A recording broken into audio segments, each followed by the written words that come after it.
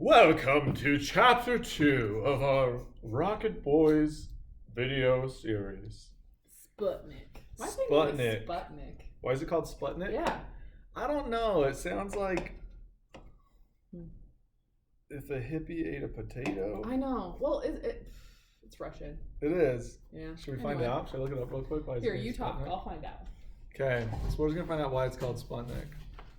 Because I too am interested in what Sputnik means. All right, chapter 2 is called Sputnik, and there's a few kind of major themes in this chapter. Chapter 1 set up the city that Sonny lived in, Coalwood, and how like kind of his whole entire life is based around coal. Like his family's life is based around coal. The town's life is based around coal. It's kind of like at the center of like his whole entire life. This chapter, we start to see kind of some of the other things going on, and it's really, I think, where we see how Sonny's trying to figure out kind of his place in the world. And so we know part of that, obviously, his place in the world is like his connection with his family and his role in his family. The next thing we see in chapter 2 is he introduces his friends. So we're going to add his friends to this. I'm going to do, is this mark work? Oh, I'm going to do it in green. Okay. Sweet. So this is going to be his friends group, kind of his social circle. His friends are integral to the story. Yeah, and they play a big role throughout it. And there's a reason why it's called Rocket Boys and not Rocket Boy. Yeah. And for the most part, his friends, I mean, they don't like think of themselves as nerds, especially Sonny, like does not want to be, because they later on will introduce another character who they're like, he's a nerd. I think they just think of themselves as like regular kids. Yeah. But they're not like, they know like, oh, there's like the football players who are like cooler than us and tougher than Like us. Jim, his brother. Yeah, but I think maybe, I wonder if the other people around them know that they're nerds and they just don't know it yet, but Yeah. I'm not sure. They're for sure smart. Like they like school, though they're not like obsessed with it, but they like, anyway. They're like you guys. You guys are nerds. You just don't know it. Okay, so can I draw stick figures? Yes, you can. I believe in you. Yeah. All right, there is Sherman.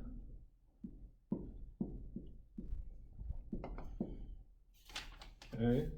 Who he describes as intelligent, and one of his legs is, Like Gimpy. yeah, like he almost is like withered or something. He says withered and weak. Withered and weak because he had polio, which at that time was Common. pretty common, and if you had polio as a kid, you could be like disabled for life. Mm-hmm. Okay. He has Odell, how do they describe Odell? Small and excitable. He had like blonde hair. Really blonde hair. It's like spun silk, he said.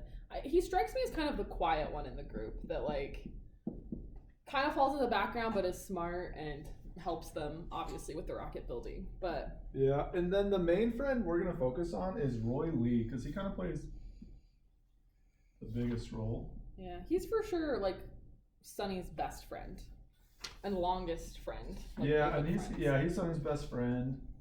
How's his hair be? He's got Elvis hair. So this is the 50s, guys. So this is or There we 60s. 60s. That was his 50s. 50s? Okay. 1957. So you gotta think Elvis, you gotta think Greasers. What's that musical that everybody watches that has Grease? Yeah, Grease. I've never seen it. But apparently that Come on, can give dude, you Grease some Lightning? content. Okay, and Roy Lee is kind of like the cool kid in the group. And a big part of that is because he has a car. And back then, I mean, I guess even now, but even more back then, Yeah. a car was like your ticket to go out and do things and have freedom. And not many kids in high school have cars Yeah. in this time period. And you'll even see later on, like, why, like, I don't, like, they just go out and do everything in their car. Yes. Okay. Yeah. Yep. And the reason he has a car, though, is kind of sad. It's because his dad died in the mine and they got, like, paid a settlement because of that. And so when you think about that, it's kind of like, oh, that's unfortunate. But the thing with Roy Lee is that he's kind of like ahead of the rest of the group when it comes to like his social life. Like he's very much interested in girls before the rest of them. And they say kind of looks like Elvis. Like he clearly is like, He's attractive. he's like more attractive, or at least like cares more about his appearance. And so he's kind of the one who's always pushing the rest of the group. Like he'll push he'll push Homer, like, go ask out that girl. He's always the one who's like pushing the group forward as far as like their social lives that are kind of like at this stage of their life. So as far as like what's going on with his friends, that is the situation. He's got kind of this core group of friends, and figuring out his role inside of that group is kind of part of the book. Okay. All right. And he kind of thinks, I think of himself, maybe not at this point yet, but over the course of the book, kind of as becomes like the leader of the group. Sonny? I would say, yeah. For sure. Yeah. For sure.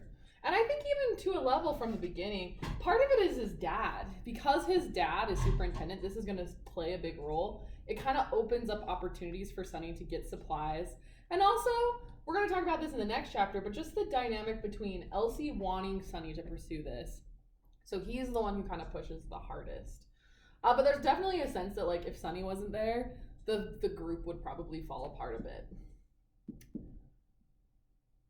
Oh, she's not frowning. She's frowning? I don't know why. All right, he's going to talk about another character that's important to Sonny, and that's Dorothy. Yeah. And if you're not enjoying this book, you should pay attention to these social scenes because they are pretty hilarious. And they're funny because it's real. So it's like this group of boys. I mean, this is for sure a coming of age story. You know, you have these boys for the first time, like looking at girls and being interested, and like the drama around. I feel like this book is just such a good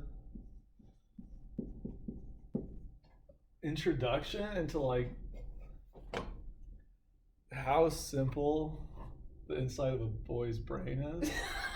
I just, like, they're so dumb. But it's like, it rings so true. But it's one day, like, you know, they're like building rockets on one page, and then the next page there's like, when it comes to girls, and it cracks me up. Yes, and it's kind of a little.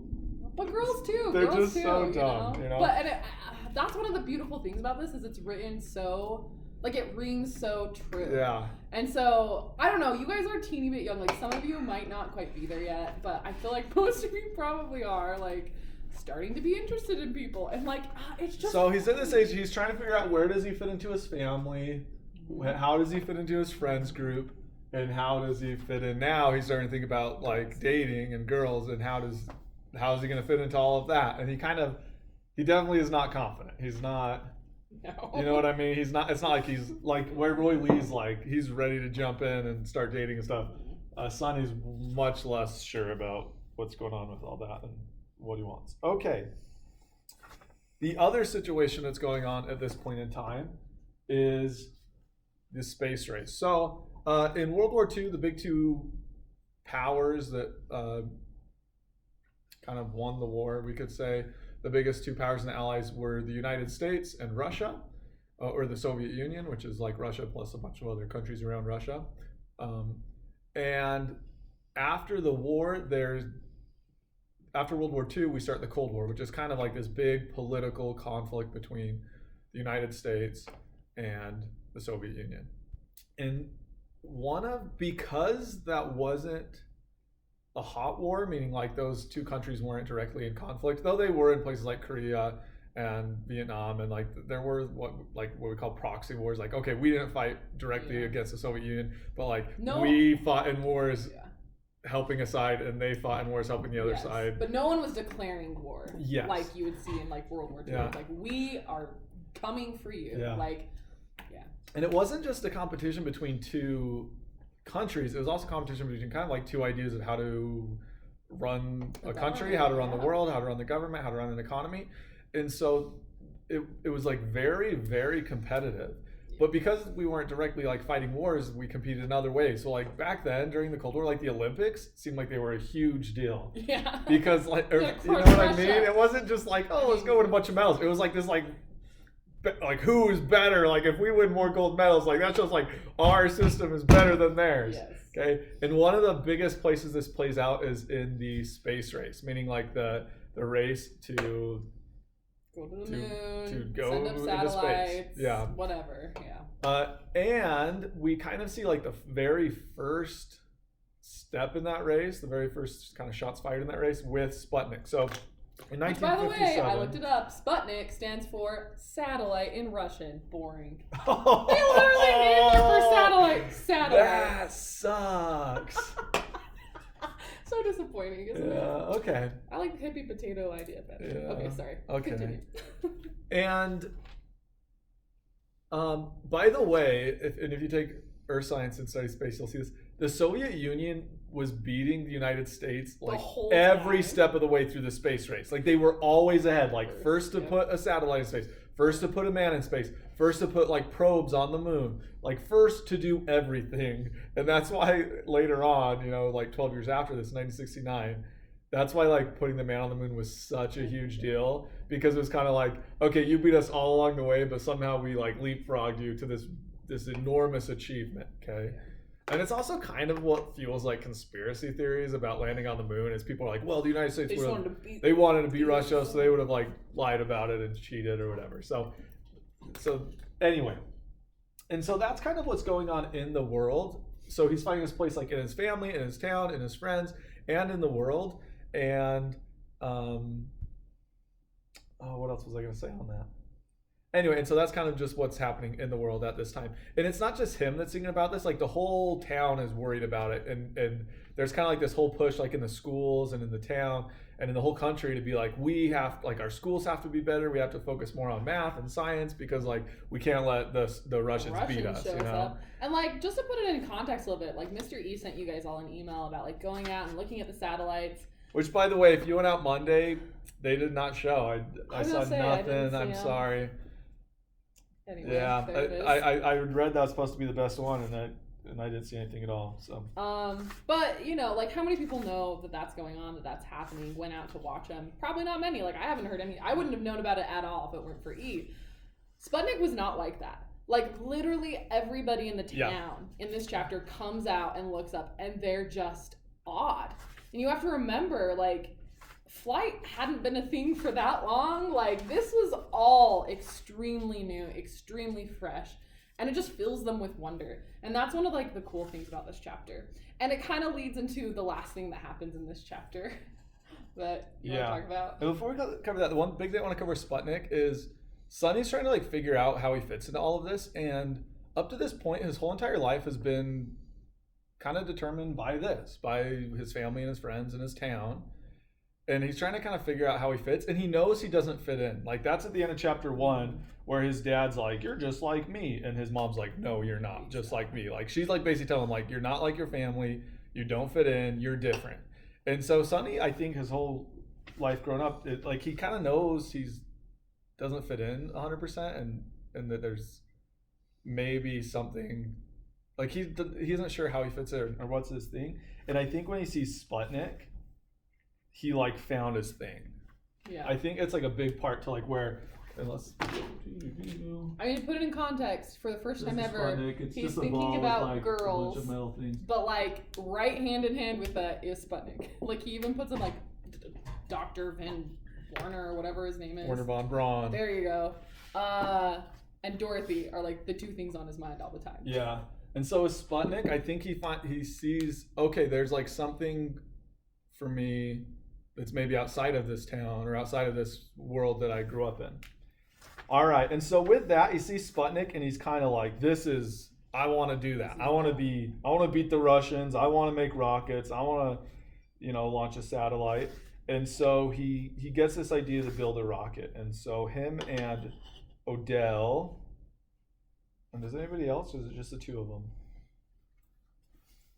I don't recall. And what do they use for? I don't even know what they use for their fuel. Roy Lee's there as well. I don't recall, but those details don't matter. Anyway, they build a rocket, and just without knowing anything of what they're doing, any research at all, they just try and build a rocket, and they light it off, and it ends up like fuses. Yeah, I think basically model airplane. I think basically they shoved explosives into like a plastic airplane model and threw like a firework fuse in there and just lit it. Yep. And it ends up like exploding. Then they do it just like in their front yard, and it ends up like blowing up his mom's garden fence, which I guess like her garden and was like her pride and joy. You know what I mean? And the whole thing explodes into the sky, and the fence is just like flying through the air. So basically, he doesn't build a rocket; he just builds a bomb, and he lights it off in his front yard. And that's the end of chapter 2. And that's the end of chapter 2.